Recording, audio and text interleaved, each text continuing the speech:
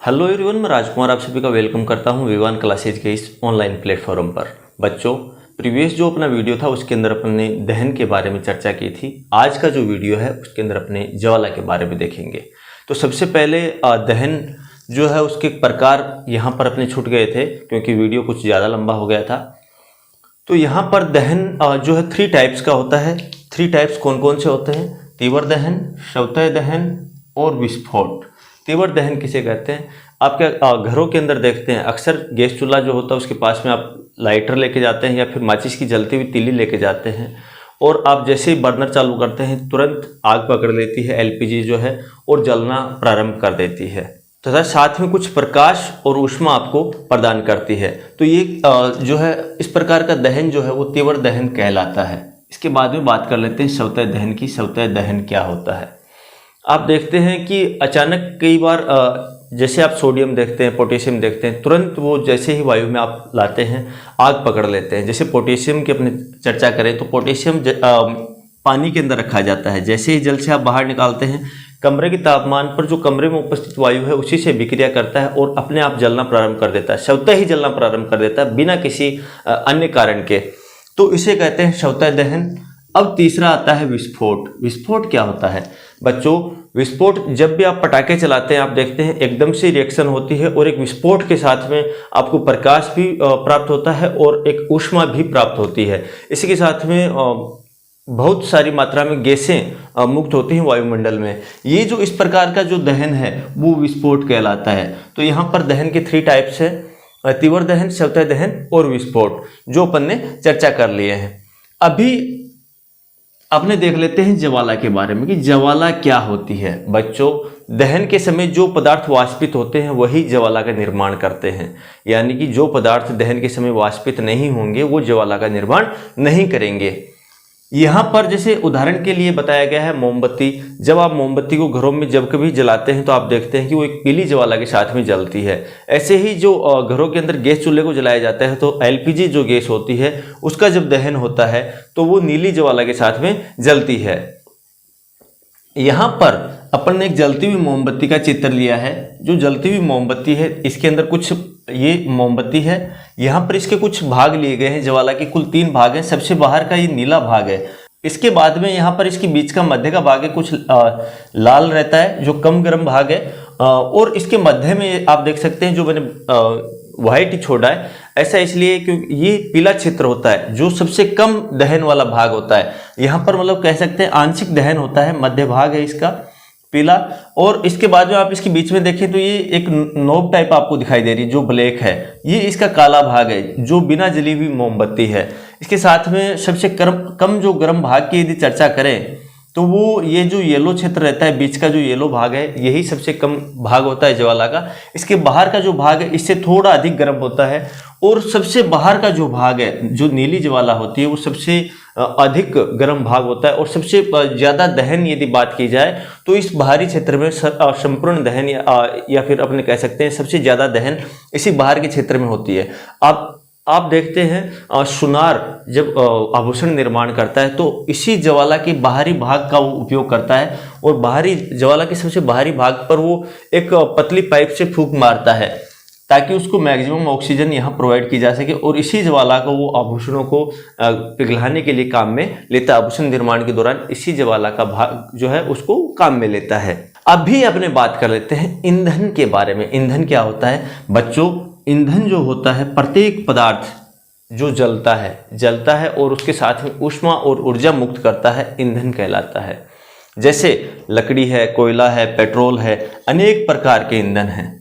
लेकिन अब अच्छा ईंधन क्या हो ये बात यहाँ पर मायने कर जाती है। ईंधन हम कैसा लें? भाई कैसा ईंधन हम यूज में लें ताकि हमें ज़्यादा से ज़्यादा एनर्जी मिल सके, ज़्यादा से ज़्यादा उसकी एफिशिएंसी हो। तो उसके लिए अच्छे ईंधन के लिए कुछ गुण लिखे गए हैं या फिर कुछ गुण बताए गए हैं। आप इनको अच्छे ईंधन या फिर आदर्श ईंधन भी कह सकते हैं। आदर्श ईंधन यदि आप कहें तो भी कोई बुरा नहीं है क्योंकि जो अच्छा होगा वही आदर्श होगा। ऐसा ईंधन जो आपको सरलता से उपलब्ध हो जाए। यदि ईंधन तो बहुत अच्छा है लेकिन आपको मिल ही नहीं रहा तो वो अच्छा ईंधन नहीं हो सकता।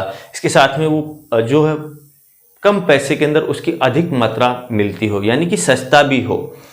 इसके साथ में जब उसको आप वायु में रखें तो वह आसानी से जल जाए। जो आसानी से जिसका दहन नहीं हो सके ईंधन, ऐसा भी नहीं हो। जब उसका दहन हो तो ज़्यादा से ज़्यादा मात्रा में आपको ऊष्मा प्रदान करे। ईंधन ऐसा होना चाहिए जो ज़्यादा से ज़्यादा, मतलब कम मात्रा, ज़्यादा से ज़्यादा एनर्जी दे सके। इसके साथ में जलने पर जो अवांछनीय पदार्थ हैं वो कम से कम छोड़े, यानी कि जो उसका प्रदूषण हो वो न्यूनतम से न्यूनतम हो। तो ये सारे गुण जिस ईंधन के अंदर होंगे वो एक अच्छा ईंधन होगा, या फिर अपने कह सकते हैं कि वो कैसा होगा, आदर्श ईंधन होगा। कैसा ईंधन होगा? आदर्श ईंधन होगा। अब आपने जब इतने सारे गुण बताए तो यहां पर एक शब्द आया कि कम मात्रा लें और अधिक उससे क्या मिले, आपको ऊष्मा मिले। उससे जो उसका रिजल्ट हो आपको ज्यादा उसमें मिल जाए कम मात्रा के अंदर ही। तो इसको आप कह देते हैं ईंधन दक्षता। तो ईंधन दक्षता होता है क्या? देखो, किसी ईंधन के 1 किलोग्राम के पूर्ण दहन से प्राप्त ऊर्जा की मात्रा उस ईंधन का ऊष्मीयमान कहलाती है। यानी कि जब भी किसी ईंधन की आप 1 किलोग्राम मात्रा जलाते हैं तो वो 1 किलोग्राम ईंधन के पूर्ण दहन के कारण आपको कितनी ऊष्मा ऊर्जा मिलती है, वह उस पर्टिकुलर ईंधन का ऊष्मीयमान कहलाती है। जो ऊष्मीयमान है उसका मात्रक किलो जूल प्रति किलोग्राम होता है। क्या होता है? किलो जूल प्रति किलोग्राम होता है। तो यहाँ पर ईंधनों के नाम दिए गए हैं, उनके साथ में उनकी जो ऊष्मीयमान है वो भी आपको इस टेबल में दिए गए हैं। तो यहाँ पर सबसे पहले ऊष्मीयमान जो है उसके लिए मात्रक आपको प्रदर्शित है किलो जूल प्रति किलोग्राम। तो यहाँ पर ये जितने भी मान दिए गए सारे के सारे किलो जूल प्रति किलोग्राम में आपको मान दिए गए हैं। सबसे पहला यहाँ पर दिया गया है गोबर के उपले, जिनका ऊष्मीयमान होता है 6000 से 8000। अब मात्रक में यहाँ पर बार बार आपको नहीं बताऊंगा। दूसरा जो लकड़ी है, लकड़ी जब आप जलाते हैं तो 1 किलोग्राम जो लकड़ी है आपको 17000 से 22000 तक का किलो जूल ऊष्मा प्रदान करती है। कोयला जब आप दहन करते हैं तो 25000 से 33000 तक आपको किलो जूल ऊष्मा प्रदान करता है। इसी साथ में जब आप पेट्रोल, डीजल, केरोसिन जलाते हैं तो इनका जो 1 किलोग्राम है वह 45000 तक आपको यहाँ पर किलो जूल ऊष्मा मुक्त करता है। मेथेन और सीएनजी 50000 किलो जूल तक की ऊष्मा मुक्त करते हैं 1 किलोग्राम दहन के लिए। इसके साथ में एलपीजी जो है, एलपीजी का दहन करने पर आपको 55000 किलो जूल तक की ऊष्मा मिलती है। जैव गैस जो है, जैव गैस के दहन के परिणाम स्वरूप आपको 35000 से 40000 तक की ऊष्मा मुक्त होती है। इसी के साथ में यहाँ पर सबसे लास्ट में दिया गया है हाइड्रोजन, जिसके 1 किलोग्राम दहन पर आपको 1,50,000 किलो जूल ऊष्मा मुक्त होती है। यानी कि मैं इस टेबल के अनुसार चर्चा करूं तो यहाँ पर सबसे अधिक ऊष्मीयमान किसका है? इसी हाइड्रोजन का। बच्चों, हाइड्रोजन को भविष्य का ईंधन माना जाता है। और सबसे बड़ी बात यह कि जब भी हाइड्रोजन का दहन किया जाता है तो परिणाम स्वरूप बहुत ही कम मात्रा के अंदर हानिकारक तत्व वायुमंडल में मुक्त होते हैं, यानी कि पॉल्यूशन भी इसका सबसे कम है। इसलिए इसको फ्यूचर का ईंधन माना गया है। इसके साथ में यदि जब भी आपने विभिन्न प्रकार के यहाँ पर ईंधनों का दहन किया, उसमें मान भी आपने देखा, लेकिन जब भी किसी ईंधन का दहन होता है तो आपने यहाँ पर एक लाइन देखी थी, जलाने के बाद में अवांछनीय पदार्थ, यानी कि जब भी कोई ईंधन जलेगा तो वह किसी न किसी प्रकार का पोल्यूशन जरूर फैलाएगा।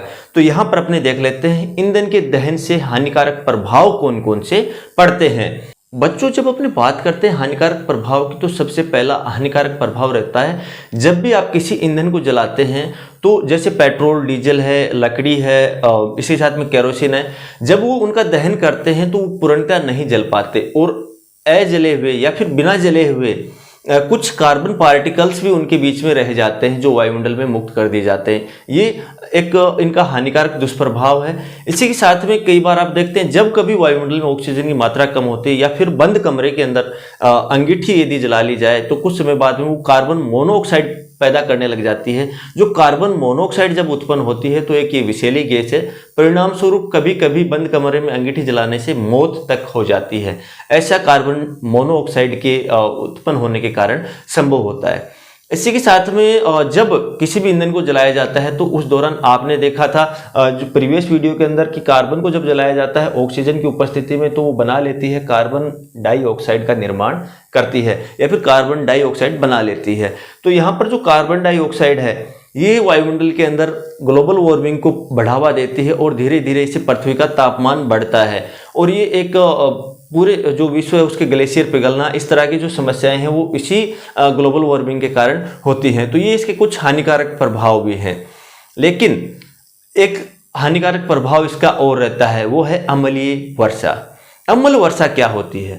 तो बच्चों, जब भी कोई इंडस्ट्री होती है, बहुत ज़्यादा इंडस्ट्री होती है, तो वहाँ पर जब बहुत अधिक मात्रा में डीजल और कोयले का दहन किया जाता है तो परिणाम स्वरूप वहाँ पर सल्फर और नाइट्रोजन के डाइऑक्साइड्स का निर्माण होता है, या फिर वायुमंडल के अंदर सल्फर और नाइट्रोजन के डाइऑक्साइड्स जो हैं वो काफ़ी मात्रा में मुक्त किए जाते हैं।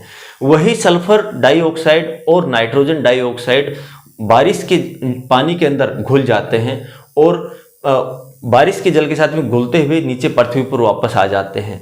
जब कभी इस तरह की मात्रा बढ़ जाती है और वायुमंडलीय जो वर्षा जल है उसका पीएच मान कम हो जाता है, इस प्रकार की वर्षा को अपने अम्ल वर्षा कहते हैं। इसके दुष्प्रभाव के परिणाम स्वरूप जैसे संगमरमर जो है वो उसका पीला हो जाना, या फिर फसलों का खराब हो जाना, मिट्टी की जो अम्लता है उसका बढ़ जाना, इस प्रकार के विभिन्न प्रभाव आपको देखने को मिलते हैं।